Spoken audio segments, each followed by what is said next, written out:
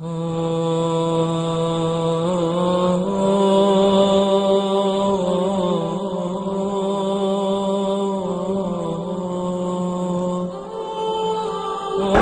بالله من الشيطان الرجيم بسم الله الرحمن الرحيم الحمد لله رب العالمين والعاقبة للمتقين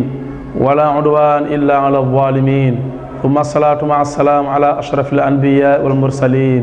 وعلى آله الطيبين الطاهرين وعلى أصحابه الميامين ومن تبعهم بإحسان إلى يوم الدين وبعد السلام عليكم ورحمة الله ginnaaw bi ngi sant borom bi subhanahu wa taala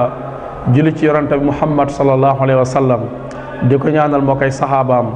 ak képp ku baax koo xam ne yaa ngi góorgóorlu teg sa tànk fi gaa ñi baax ñu teg seen tànk ba yowmal qiyaam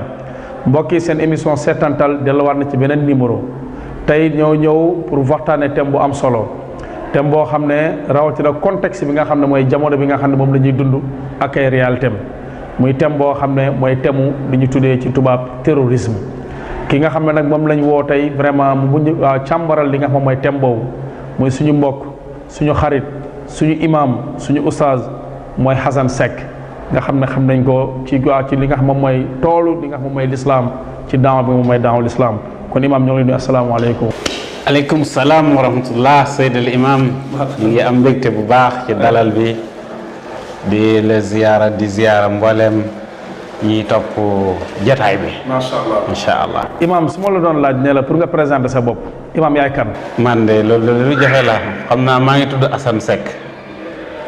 nekk jàngalekatu arab lycée bu Diamniadio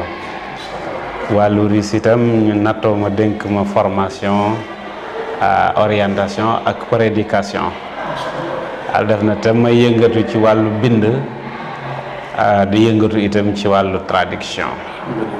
alors daal mënees na ko wax daal. ci wàllu njàng yow charia mooy sa spécialité. waaw man charia mooy suma spécialité ci laa am sama maîtrise. ci laa am sama maîtrise. léegi imam comme ni nga déggee présentation bi. su ñu doon laaj imam lan mooy terrorisme sañ ko doon firi lan mooy terrorisme. loolu naqare wax la ndax tey soo seetee ñi ëpp doole ci adduna bi di fi def lu leen neex. nu leen neex rek lañ koy tekkee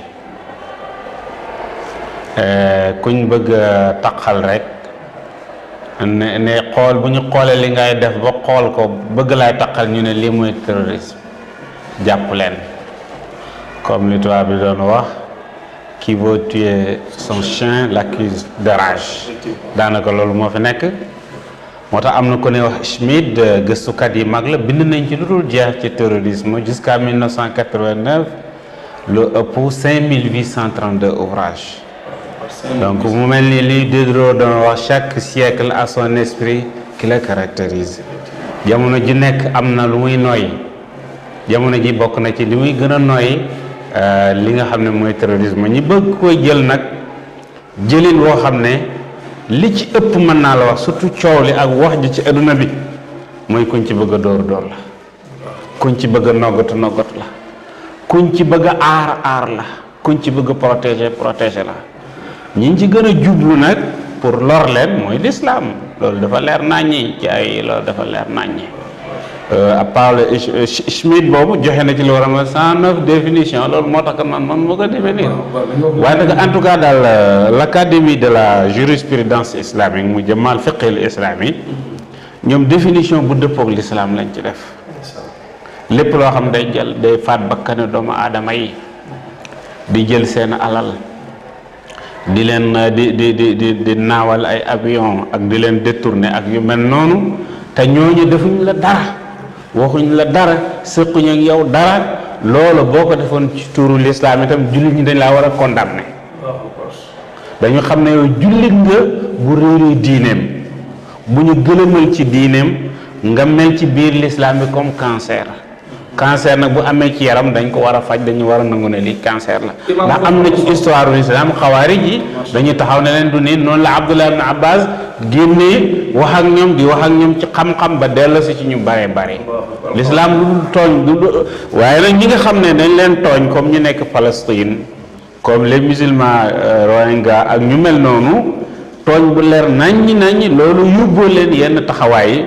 yooyu kenn mënu ko tuddee terrorisme du ci côté droit même convention internationale nangu nañ ne ku ñu tooñ ngay fayu da nga ci am droit donc lu complexe la waaye li lañ ci mën a wax ci bépp ak gàll. maam li nga wax lu am solo lu complexe la parce que plus de 129 définitions ci benn terme te ni nga ko waxee lu am solo la te 109 gis nga. effectivement nga gis na kon ñun di ko gëstu sax soo demee ci dictionnaire yi soo demee par rapport ak contexte da ngay gis ne définition bi comme ni ko tubaab di wax ce sont des termes idéologiquement chargés c'est-à-dire dafa am benn idéologie bu nekk ci ginnaaw baat bi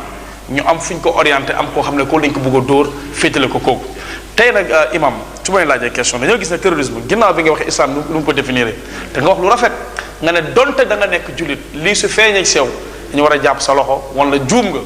parce que loolu cancer bu nekk ci yaram la cancer dañ ko war a faj nga jox li nga xam exemple mooy Abdullah ibn Abbas ak waa Xawaarij léegi tey soo xoolee tey terrorisme tey dañ ko jël féetale ko jullit ñi tey loolu ban jàngat nga ci am tey. waaw jàngat boobu de damay dellu ci benn américain bu ñuy wax Paul Fondley dafa bind benn téere ba mu tuddee kenn waratu da noppi bis ni ki tey mu ne moom du jullit mais dafa gis presse internationale bi adduna bi mbiru information xam nga ñun suñu médias yi ñoom fee rek la ñuy jëlee copie-coller rek waaw copie-coller rek mais fu ñuy jëlee source yu gën a mag Paul Fondley mu ne li mu seetlu ñaawteef ku ko def ci adduna bi nekkal ku dul jullit nga nekk juif nga nekk bouddhiste nga nekk ci misaal chrétien wala leneen mu ne ñaawteef boobu niñ koy traité ci presse bi mooy dañuy làq sa diine dañuy làq sa pas-pas dañuy làq la nga gëm duñ ko ci aj duñ ko ci jokk mais ba mu des lislaam bu dee lislaam moo xam def nga def wala defuloo moo xam wér nga wala wérul ci lislaam la ñuy jël ne ko ci ñàpp aj ko ci kole ko ci ba mu dëgër léegi nag Paul Fondley li muy wax ne kiiwul 2 poids 2 mesures boobu mooy stéréotyper l'islam dans les consciences dans les mentalités de façon inconsciente avec le terrorisme léegi loolu lañ bëgg a doxal moom la ñuy gëmal ci adduna bi donc daanaka rek waa ji nag tontu nañu laaj boobu nga xam ne moom nga laaj te loolu la ñu gis loolu moo tax nga gis ay mercenaires intellectuels ñu jóg di bind ay téere ay mercenaires intellectuels ñu jóg di imposer seen bopp comme ay consultants ay fonds de commerce jënd ci Pajero ut ci per jëm ut ci billet tukki ak yeneen ak yeneen loolu moom la Edward Said doon wax Edward Said waxoon na ko États-Unis d'Amérique mu ne bindkat yu bare tey terrorisme wala ragaloon nit ñi l'islam source du mercenariat intellectuel lañ ko def donc loolu mooy li am waaw ñooñu ay chasseurs de primes c'est des chasseurs de primes waaw ay mercenaires intellectuels voilà le terme ñoo xam ne ñoom dañuy utiliser ñoom seen plume pour mun ci lekk xaalis mais di tuumal di gàkkal imam man ñàkk a jëfandikoo alxuraan daf ñu waxoon ne in jaakum fasiqum bi naba'in fatabayyanu ku leen indil information bu yàq deru nit di ko indi lu war a mën a tax ñu jàpp ko ñu tëj ko ñu dal ci kawam waaye vérifier leen ndax information boobu wér na léegi nag ñii bu ñu leen defee conseiller def leen consultant di leen déglu mais danañu dal ci koo xam ne après mën nañu ñu koy rëccuwaat te loolu la ñu alxuraan moytuloo woon loolu dafa garaaw nit ki kenn du ko condamné ci lu dul lu leer ci lu dul lu wér li nga koy condamné du jógee koo ci noonam mooy dem na rek ba ci li am tey suñu mbokku Tariq Ramadan ak yeneen ak yu bare loo xam ne vraiment ci même logique bi la même doxalin tey soo xoolee presse bi foofu yaa ngi koy interpellé surtout la presse nationale et locale mooy presse sénégalaise nga xam ne tey dañuy jël ay information jëlee ko fële def copier-coller rek ñoo balancé ko alors que yow sa mbokku jullit suñu tegee ci moom loo xam ne dëppawul ak diine même yow fekkee da nga jëlee information bi fële mais da nga war a retraité waat li moom mooy l'information xool loo ci war a génne xool loo ci war a njàmbas mais ñoom dañuy jël rek tel quel joxe ko demaat ba ci biir Occident su rëccoo te ñoom tamit ñu rëccu loolu jàpp nañ ci yu bëri tey soo xoolee contexte Sénégal tey par rapport ak terrorisme imam ban jàngat nga ci am. Sénégal man dama gis ne Sénégal dafa bëgg a teg boppam nattu boo xam ne amut ko dafa war na bëgg a indi loo xam ne vraiment dañ koy raas te gisuñu ko dañ koy làmmatu te gisuñu ko wala ñu nar koy jox proportion yoo xam ne proportion yooyu man dama ne attention ñi buñ moytuwul dañuy publicité terrorisme de façon indirecte de façon indirecte parce que am na mbir noo koy waxee di ko réyalee di ko ngandelee mais bu yàggee yooyu mooy yóbbu nit ñi poser yeneen question il suffit nga def ci yenn erreur rek wala njuumte rek njuumte yooyu mën na yóbbaale ku dul xalaat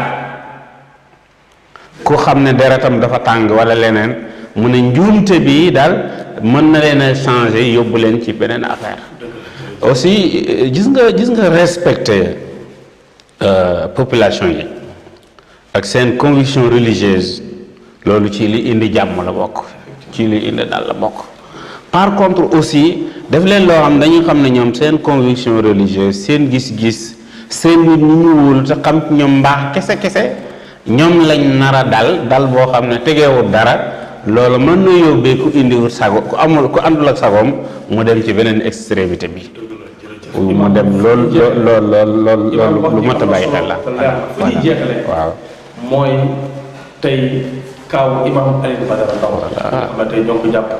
ñeneen voilà mais yéen en tant que imam seen taxawaay ñun en tant que imam sunu taxawaay mooy wax ne imam Alioune Badara Ndao comme ni ma joxe ñëwoon Abdullah ibn Abbas ci xam-xamam bu leer ci bëgg jàmmam ci bëgg dal ci société bi ba ñooñu seen xel jaxasoo woon ba ñu dugg ci lu ñu warta dugg gëm lu ñu warta dugg mu dimbale leen ba delloosi leen ba jàppale leen ñun dañu gëm ne imam Alioune Badara Ndao mooy Abdullah ibn Abbas suñu bëgg a xeex terrorisme ndem am na fi ndem am na xale yu mu nar a yóbbu ndem am na lu ci xew imam Alioune Badara Ndao nekk na ci xam diineem ñor dal tey foo xam ne dañ ko war a jëlee parce que keroog man dama mës a déglu Ansoumana secrétaire général des malades mentaux du Sénégal. waaw Ansoumana ñoom man maa ko dégg ci média yi jàppatuma ko benn journée mondiale xam nga lan affaire malades mentaux yi mu ne Kaolack benn nit rek moo doon taxawu dof yi di leen jox ñi lekk di leen jox ñi naan di leen toppatoo. mooy jàpp nañ ko tëj nañ ko sa kër gi mooy Alioune Badara Ndao waaw man maa ko dégg man de loolu rek sénégalais yi waroon nañ ci jàngee xam ne kii mënoo di protéger dof bi nga xam ne ay mbokkam dañ ko négliger dañ ko rejeté ba pare yow di wëlbati ko di rey nit ñi wala ngay tooñ wala loolu ba waxu jooju rek dafa doon doy ñu xam ne vrai